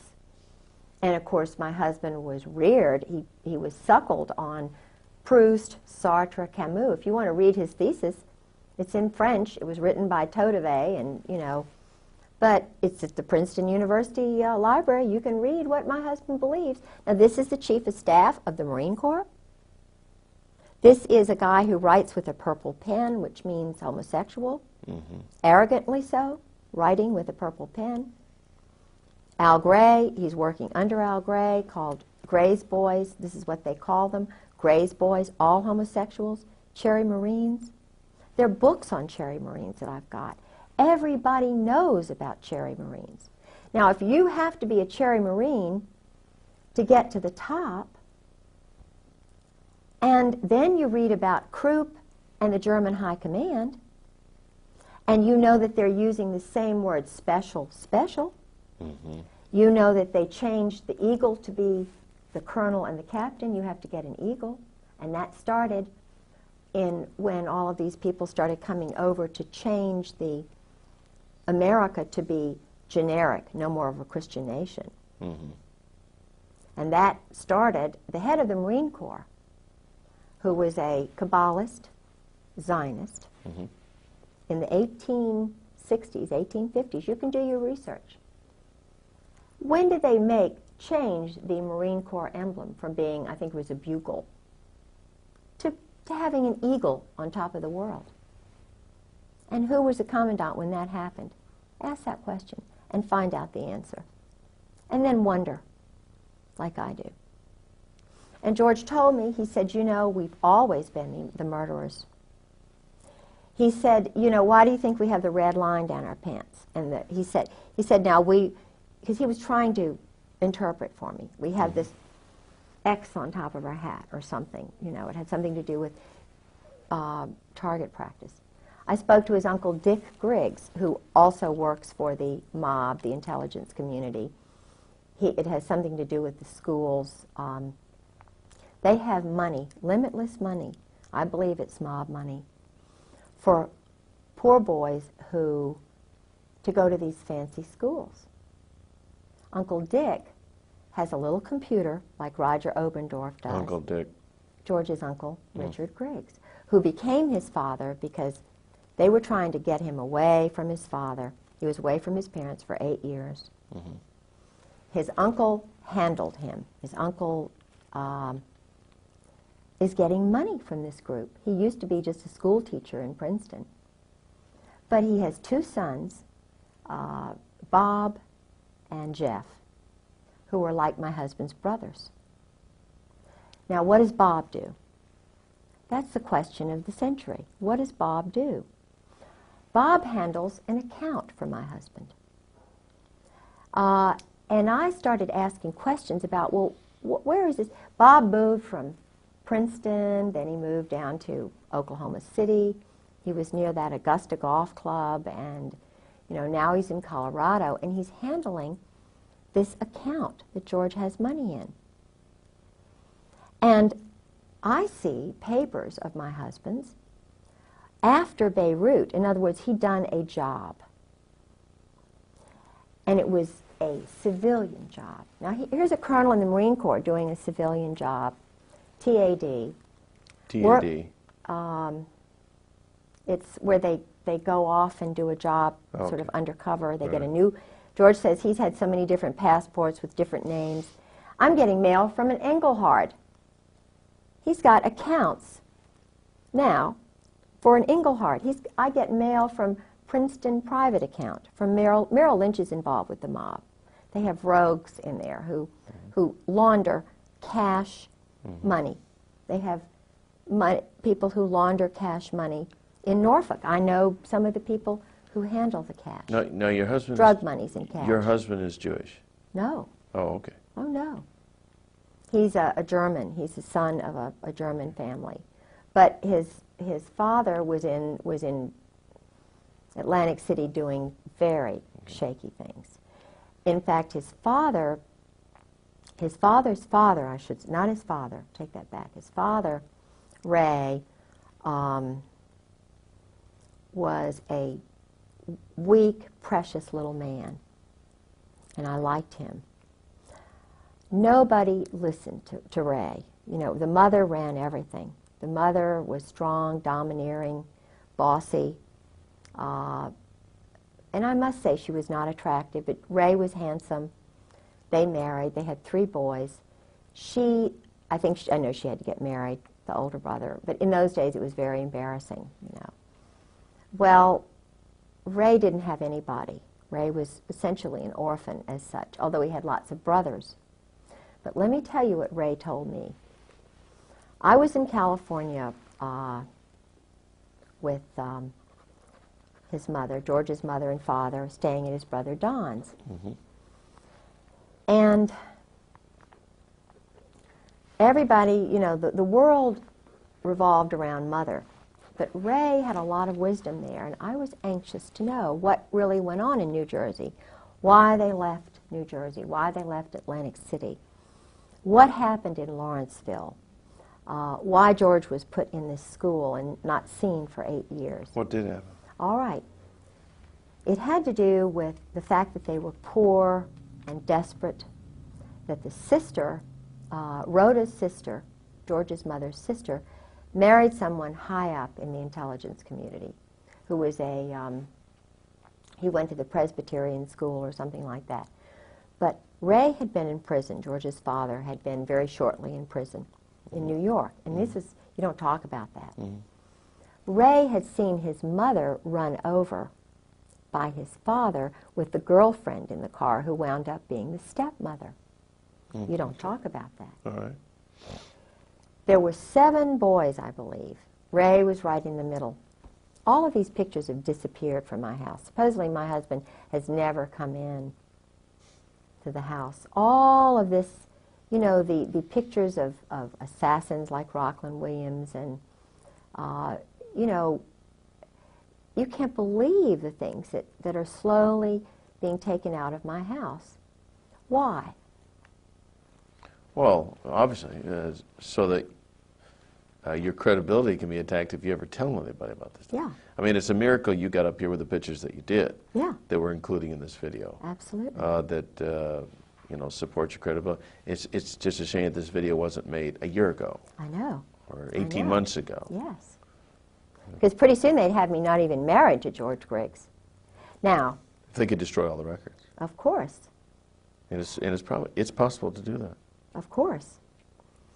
Because I think it was Orwell said that he who controls the past controls the future, and he who controls the present controls the past. Absolutely. So those who control the present can modify the past any way they want. In fact, they could erase you right out of the picture. Why do you think we're in computers and everything's on computers?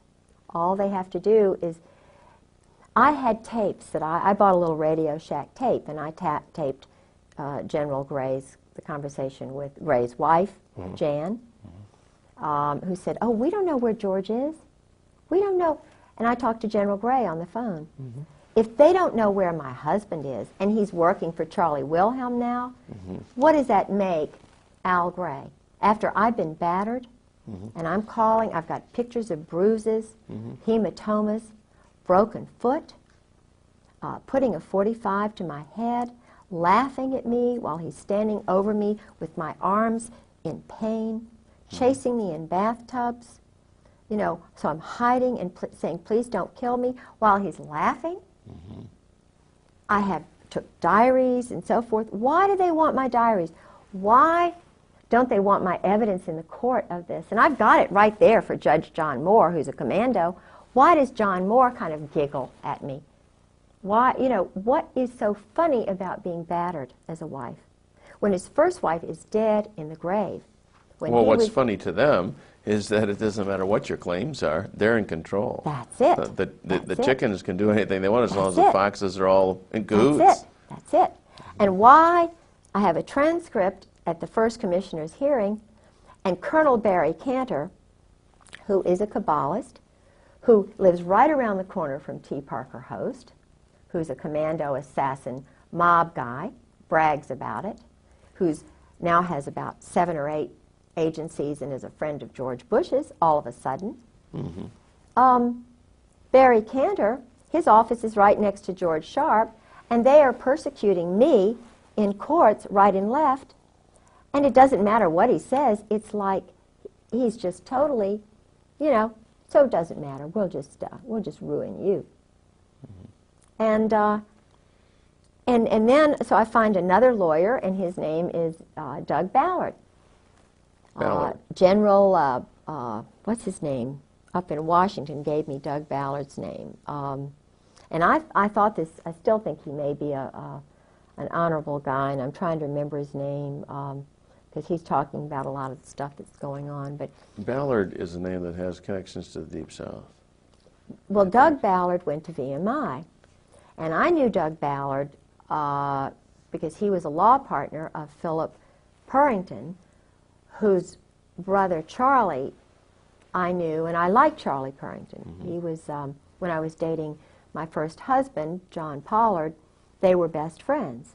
And I went out with Charlie a couple of times, but I was, you know, I was making my debut, and, you know, I was kind of, Charlie was just a good friend, and still I like him. And I introduced him to his wife, and they're still married, and she's a Carolinian, he's a Carolinian. Well, Doug Ballard was in law practice with Phil Purrington. Well, so I went to Doug Ballard, and I heard he was a Christian. And I got the information from Paula Ballard about Obenshain's murder from Paula Ballard. And because Paula was very involved with the Republican Party back when Obenshain was running for governor. They were insiders.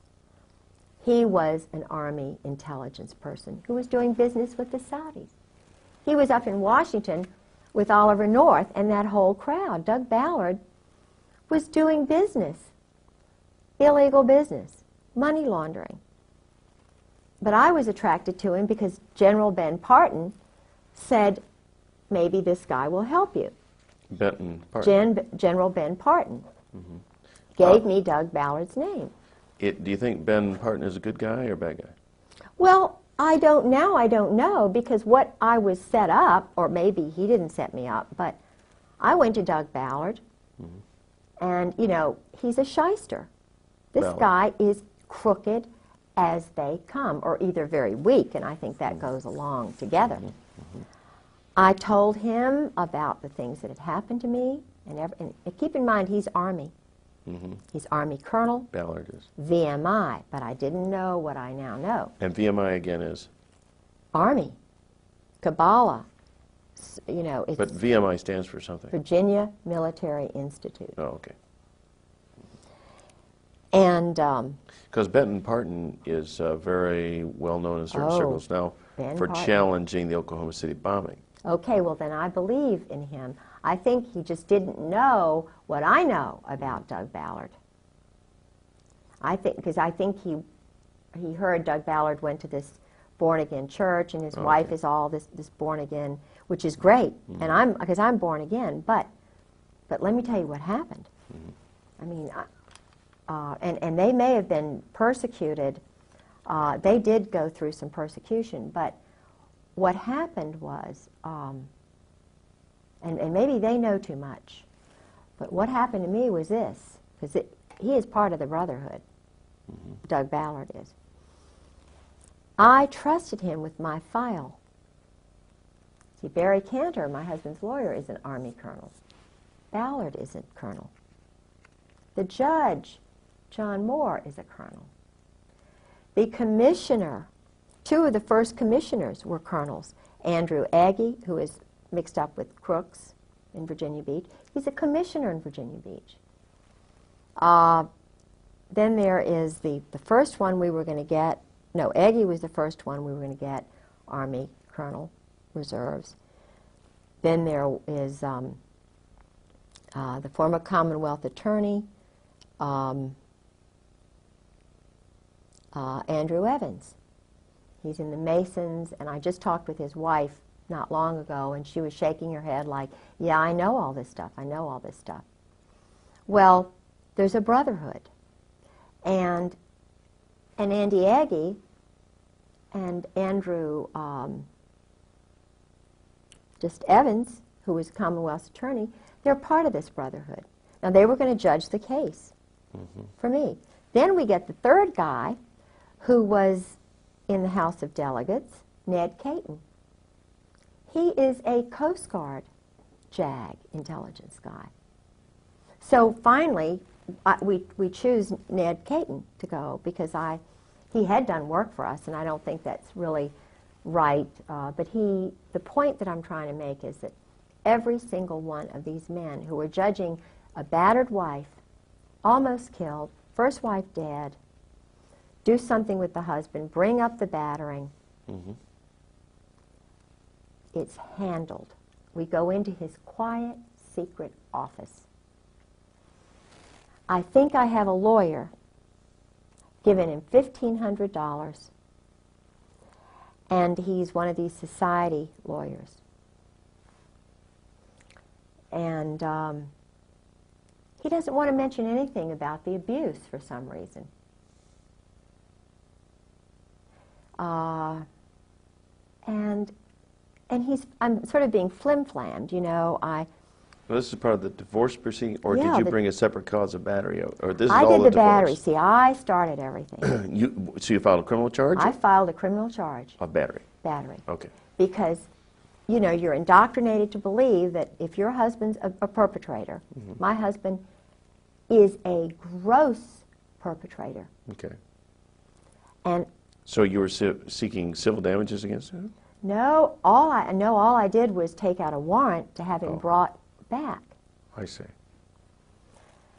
And that's when the 20-year Marine police officer came in, the 20-year Marine FBI agent came in. When I went to the police chief of the police, Chief Wall, who's a very nice man, I have a friend who got me in to see him. He said, this is big.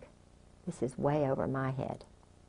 But he assigned a wonderful man named Bill Dean to me to call any time. And I must say, this is a wonderful man. I could call Bill Dean anytime. And, I mean, there are some good people, probably in the Masons, I don't know, but there are some good people. But the problem was he can't control it. Now, why, if you're a Mason, why can't you control battering of military wives? That's a question I ask myself.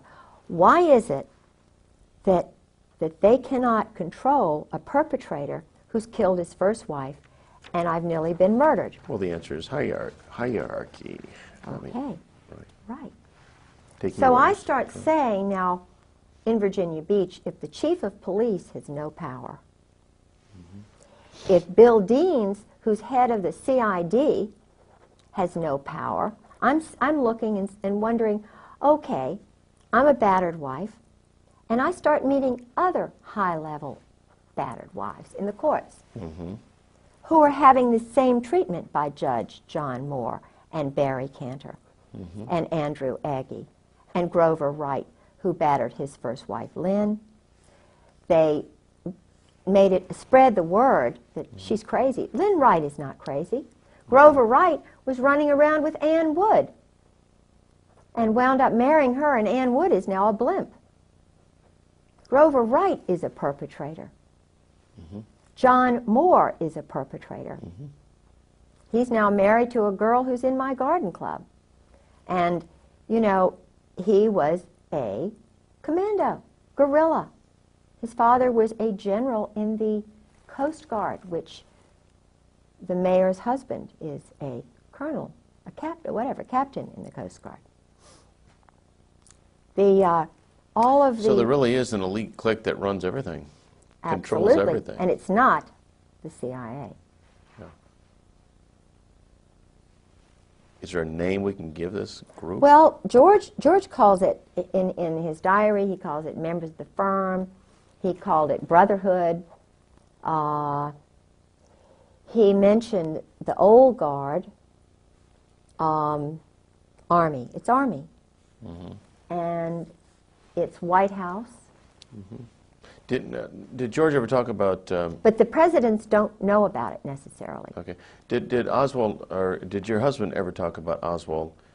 Yeah. In terms of knowing anything about his handlers or how that was? Yeah. all The way George talked about Oswald was the way